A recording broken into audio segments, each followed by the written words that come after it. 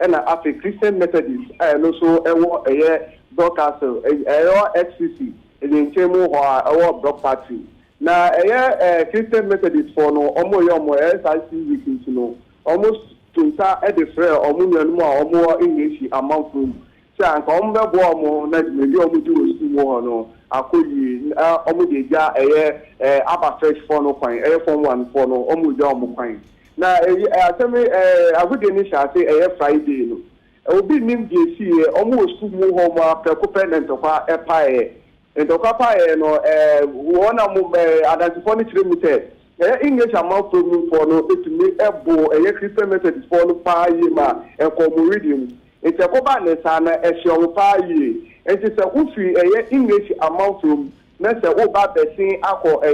ebia tetegu na se wo ti kam na wo du bro factory wa na enkola almost omo Christian Methodist no eyiwe fi kam no oma shopa yi so mu hu se wo she English Amanfrom NASEC for school uniform there and the wudu bare ajuda there kaka wo koso sana wona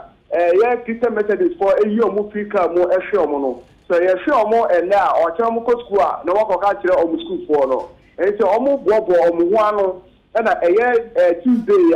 and a year that in Katwa omo SIC no omo baby abi omo gu so aka be say 2 hours on the pona prekope and omo ti hey e wa bonche that English Amanfrom NASEC school for no omo bobo omo ho efi school homo and omo afaka na ka omo fa de ba ye no ka nyama ewo bobi ni sekan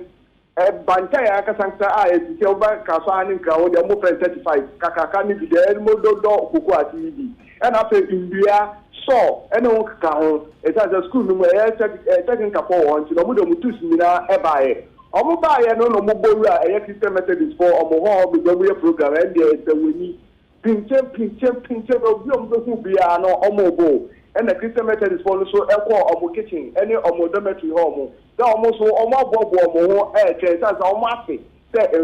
English Amanfrom school for no ebeba wi ase no gidi mu no school ni ba ko twa kwan mu no ono we bia ne dia ko what school so ebe ka akwa no ti me kapa na kai bia obi ni bebe o fi panyan ebo adise ni ba ko mi no ka sei oda abaya re sabe ye nya ne se wa hwe ne nkwa ofofo so no me no ka sei sekan aka no ewo ntokwa no mu ono so no de ten se wa hwe ne nkwa ba ta ngofo mi nu o ma hwe o mo nkwa no yentumi nkyire say almost free Chrimeto and I say almost free English Amanfrom NASEC. Me no ka say there is shomu egusu koso. Na ekoba ne sa no police form more FCC. Any to boot ebe pie mu wo ho mo. On be pie mu de adise wa ha ne kire mu say omo ya de pa. Enkwala no esan say wo free NASEC na oba nkaya obeka kwan nim ansa na wakọ Chrimeto na wo free Chrimeto so no ba NASEC for no ha obeka kwan mu police for no block kwani ha afani nyina na omo